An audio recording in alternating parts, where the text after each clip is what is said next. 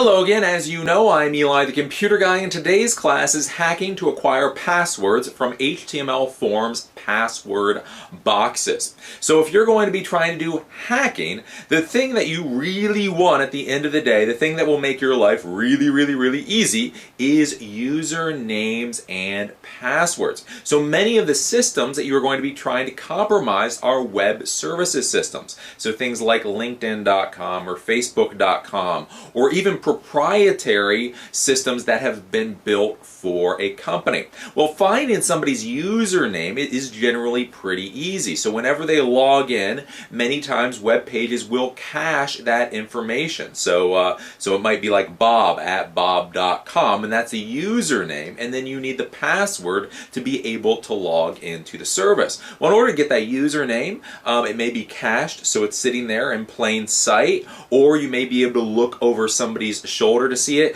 Getting somebody's username is pretty easy. Now with a password though, that can be a little more difficult, especially if you don't have something like a keylogger on somebody's system. So they type in the password, and instead of seeing the password, all you see is little dots. And so you don't know what it is they typed in. And so if they typed it in really quickly, even if you're looking over their shoulder, you can't see what password it is that they typed into the system. Therefore, you don't know their password, and therefore you've got to go and do nasty, tedious, horrible hacking. Well, what if there's a really simple, really incredibly easy way to turn a password box where all you're seeing is those little dots in the password field to a text box where you can see the text as plain text? Wouldn't that be really great? Wouldn't that be really easy?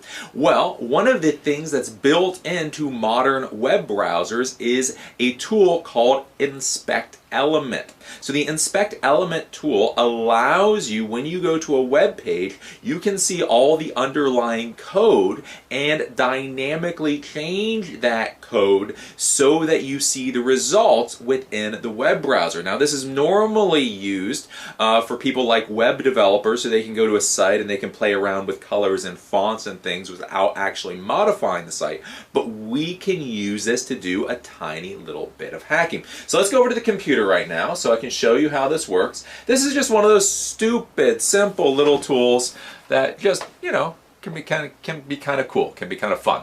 So right now, what we're going to do first is we're going to go to Google Chrome. So this is just a normal web browser, and to show you that this works on real websites, we're going to go to LinkedIn.com. So when we go to LinkedIn.com, you get all the normal stuff here. The main thing that we're looking for is the login box, so the email and the password. So the email is of course the person's username. So let's just say we had a user called bob@bob.com for LinkedIn, and then they were going to plug in their password. So look at that, they plugged in their password. Now if this was a real user and you're really trying to hack into their account on LinkedIn, wouldn't it be so nice if you knew what that password was? That would make your life really easy. Well, right now we can't know. Even if we copy this, it's blanked out, and even if we try to copy this, do a Control-C, if I can show you here, you don't actually, it won't even paste. So you can't copy and paste this out. Right now, it's locked away from you. Well, what you can do is you go up here to this element in Chrome, and what I'm going to do is right-click. From here, I'm going to go and I'm going to Inspect Element. So make sure you're in the password box, and then you go to Inspect Element. I click on this, and now it's actually going to show us the code for this element. See, input type password, name equals session password, value equals session password, blah blah. What we're looking at right now is for this HTML form, the type equals password. Well, if I just double click this here and change it to text and press enter, now look at that password box. You now see the password that I entered in there. So if that had been cached previously or somebody enters that password, now I can see what that password is. 1, 2, 3, 4, 5, 6. If we go over to Internet Explorer is slightly different than Chrome, but all the web browsers have this. So Chrome has it, Firefox has it, Internet Explorer has it, but I can go to, again, LinkedIn.com. Let's say I was going to log in with that bob@bob.com and then put in another password. If I go up now and I go to Tools and I go down to F12 Developer Tools, click on this. What I then want to do is I want to click on the little arrow right here. Click on the arrow and then go up to the password box. And now again, it's showing me the same information. Input, name equals session, blah, blah, blah, type equals password. So we keep looking for this type. I can now double click that and then do text, hit enter, and now we can see up in the password box 3, 4, 5, 6, 7, 8. So it's that easy to uncover the password that is sitting in that password box.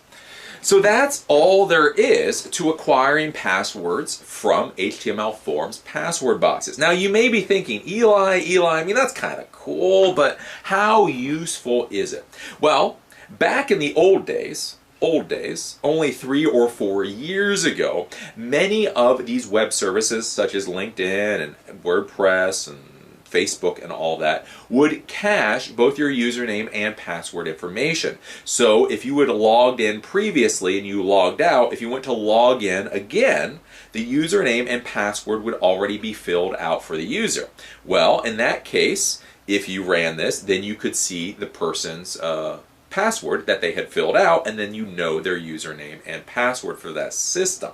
Nowadays, not so many web services do that anymore, but again, when you're dealing with things like corporate environments, one of the issues that you run into from a security perspective is what are called legacy systems. So systems are all built with the security best practices of the day. So if you have some kind of proprietary web services sitting within your corporate network, they may have been built back in 2004 and they still cache this password information, and so you could still attack them this way. So this can still be used on the older services that still cache the information. The other way that this can be used is many times, especially as a tech professional, you may have to ask people to log into their accounts. Not just their Outlook account, but if you're a help desk technician or whatever else, you may say, hey, there's something going on with your LinkedIn. Can you log into LinkedIn for me? Well, the one trick that all technicians always do is whenever we're talking to our users, many times we'll say, put in your username and password, but don't click log in yet. I need to do something before you click log in.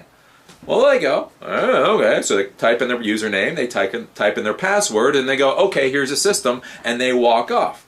Well, as soon as they walk off, you can do the inspect element and you can see what their password is for LinkedIn, Facebook, whatever. If it's for a secretary, that might not be that important. If it's for a CEO, a C-level executive, that type of thing, you now have access to their Facebook account. Imagine being able to log into your CEO's Facebook account from home. That is a dangerous thing. The other thing, the way that this can be used, is there is a sense of false security. So false security is when people believe that there is security when in fact there is not security, right? So in your day-to-day, whatever it is you are doing, you may ask your users to create some type of username and password for some system that you are creating. So again, you may say, hey, I need you to create an account for this web service. So they go and they type in whatever their email address, their username is, they type in a password, and then again, you say, oh, I need to fill out some more information for you, don't hit next. And again, you can grab that password out of there. Why this is important, why this is very important for hacking, and why you need to be thinking about this for security, is remember that most people use the same usernames and passwords for everything. If they have a Gmail account, they probably use their Gmail email address and the Gmail password for everything that they use, for Constant Contact, for LinkedIn, for Facebook, for Twitter, for all that stuff. They use the exact same information. So if you can get the password for some simple service like LinkedIn, you may also then have the password to get into their email account, to get into their Facebook account, to get into all this other stuff. Not only that, but again, many people are using email web services such as Gmail and Hotmail and whatever else. this? Well, if their username is that Hotmail account or Gmail account and the password is the same, then you can access their email account. And then you can just create all kinds of havoc, because then you can do things like do password resets. So you reset the password and that sends the information to the email account you now have access to. And then it's complete and utter nightmare. So again, with all the hacking stuff, people are like, okay, well, that's the hacking, so what's the security? So the security is you never leave your password in any HTML web form. So if somebody's asking you to plug in your username and password, you always hit login. You never allow them access to that password. The other thing is, again, to make sure that you have different passwords for all the different web services that you're using. So Twitter should be a different password from Constant Contact, which should be a different password from Facebook, so on and so forth. And again, also remember to change your passwords periodically, preferably every month or two. The reason is because a good hacker will never attack you the moment they receive that data, that compromising information. They'll wait 6 months, they'll wait a year, because if you grab somebody's username and password today and start hacking their accounts tomorrow, they're going to think, and they'll go, well, who could do this? Well, the only person that could do this is that computer guy that was working on my system yesterday. Well, then you're caught and it's all bad. On the other hand, if you keep that information and you wait 6 months or a year, when the systems start getting compromised, they're going to be thinking, ooh, who could have done this? And at that point, you worked on their system a year ago. They're not even going to be thinking about you anymore, and therefore your life will be a little easier. So this is the basic idea: hacking to acquire passwords from HTML forms password boxes. Basically, you just use that little inspect element. Again, beyond hacking, you should go in and play with inspect element, because that is just kind of one of those cool tools you can use to play around with and modify websites dynamically without actually changing anything on the website. So it's just a pretty good tool. So as always, before I leave this though, remember, if you're going to be attacking any systems, only attack your systems or systems that you have been given authorization by an owner to attack, preferably in writing, because remember, hacking the systems that are not your own is not a felony, it is multiple felonies, and right now the Justice Department is really going after hackers and stuff, so you don't want to get in the middle of that if you're just playing around. No. So, as always, I'm Eli the Computer Guy. I enjoy teaching this class, and I look forward to seeing you at the next one.